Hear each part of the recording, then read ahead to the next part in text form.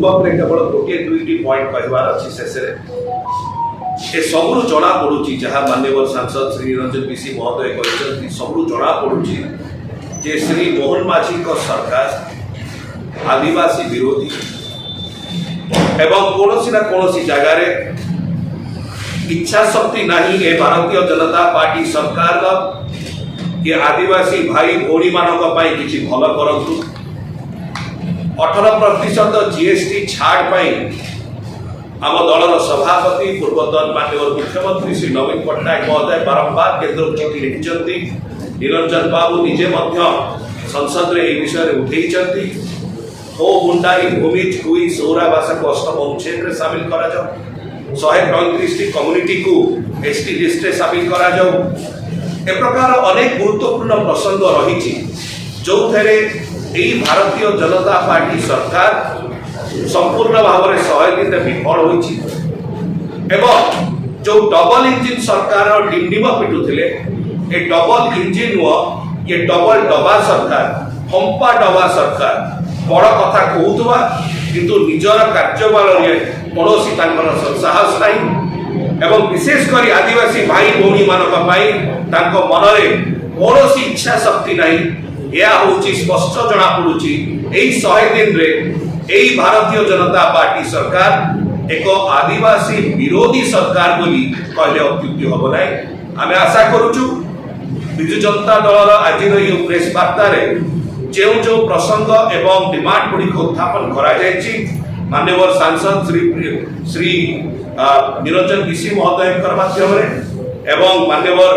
आमर spokes person एवं media coordinator doctor Priyavrat माझी मध्य आम आशा करुचु भारतीय जनता पार्टी सरकार श्री मोहन माझी सरकार विशेषकर जो सी निजे जड़े आदिवासी सी एक प्रकार मनोभाव पोषण करंतु जे ओडिशार 1 कोटी आदिवासी भाई भौणी मानक कल्याण पे काम करंतु केवल क्षमता पाई नुह किंतु केमतिका पूर्णांग विकास हो पार एसडीसी गुड़ाक जो बंद कर दिया जाए आउ थे कार्यकारी करा जाऊ एवं जमती माननीय सांसद निरंजन विशी कहले अध अंतरिया भाव में जिनस गुड़ी को बंद कर दिया जाए स्कॉलरशिप गुड़ी को बंद कर दिया जाए आउ थे तुरंत चालू करा जाऊ ये सब प्रसंग रही सब डिमांड रही जदि आसंता दिन मानकरे यही भारतीय जनता पार्टी सरकार आदिवासी भाई भौणी मान कल्याण विषय जो सब विषय गुड़िक अच्छी आगू नौ ना स्पष्ट भाव में बारी हम विशेषकर आदिवासी भाई भौणी मान मध्य ये सरकार आदिवासी मान विषय चिंता करूना एवं आगू चिंता करेंगे ना यार उचित जवाब आगामी दिन मानकरे आदिवासी भाई भौणी मान आम ओडिशा से देवे भारतीय जनता पार्टी सरकार जदि प्रश्न निरंजन बाबू आपण विगत में आदिवासी मानक स्वर उठे सब जगह द्वितीय प्रसंग शिक्षा क्षेत्र को लेकिन आप देखो जो रूपांतरीकरण प्रक्रिया आसी आम आदिवासी भाई भौणी मानकर आपणकर पिलामानकर विकास रो कि सब वर्गर विकास रो सब वर्ग को माननीय दलर सभापति तत्कालीन मुख्यमंत्री श्री नवीन पट्टनायक महोदय से आगू नहीं एवं जो रूपांतरीकरण होता इंफ्रास्ट्रक्चरल रूपांतरीकरण से नुह रेकर्ड मात्रा टीचर्स रिक्रुटमेंट सस्मित बाबू मोर प्रश्न से नाला आप जो रूपांतरित कहते रूपांतरित केवल स्कूल रूपांतरित होती रंगटी मार्ग रूपांतरित करेंगे किंतु आप वास्तवता को देखु सी जगह डेस्क अच्छी बेंच ना बेंच अच्छी छात्र पानी गलुची से स्कूल शिक्षक ना जोटा कि पाने आज केवल बेसरकारी स्कूल को जावाई इच्छा प्रकट कर सरकारी स्कूल आप देखो केते शिक्षक पद खाली अच्छी प्रमोद भाई केवल कह रूपांतरीकरण जहाँ जलज हो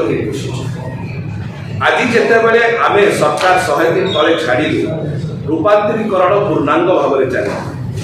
एवं यही 100 दिन मध्य जहाँ जना पड़ी श्री मोहन माझी सरकार भारतीय जनता पार्टी सरकार यही जो रूपांतरीकरण चिंताधारा को आगू नहीं पार्ला जोटा विफलता आप कहते 100 दिन भितर परिलक्षित हो शेष मत रखा अनुरोध करके क्लीयरली कहली आप देखो मुझे कंपेयर करी ओडिशा को अदर स्टेट्स को आप देखो जी सांताली भाषा पढ़ो एटी माननीय मुख्यमंत्री जो प्रयास है 6000 शिक्षक mother tongue based multilingual education रे एटी अपॉइंटमेंट दिया है अलग कौन राज्य में मुझे चैलेंज करुच्ची प्रभात बाबू आप डेटा दिखु जे छत्तीसगढ़ रे झारखंड रे मध्य प्रदेश रे ए डबल इंजिन सरकार अच्छी ये जो सांताली भाषा शिक्षक कथा कहते मुंडारी भाषा शिक्षक कथा कहते हो भाषा शिक्षक कथा कहते कारण जिते आपण जिते गोटे छुआ आसूची पाठ पढ़िया ट्राइबल अंचल सेठी स्कूल बिल्डिंग इम्पोर्टेंट ना तो मदर टंग में से केमती शिक्षा पाठ इम्पोर्टेंट तो से मु आपण जर्नलिस्ट भाई मान अनुरोध करी आपण इंटीरियर एरिया को जातु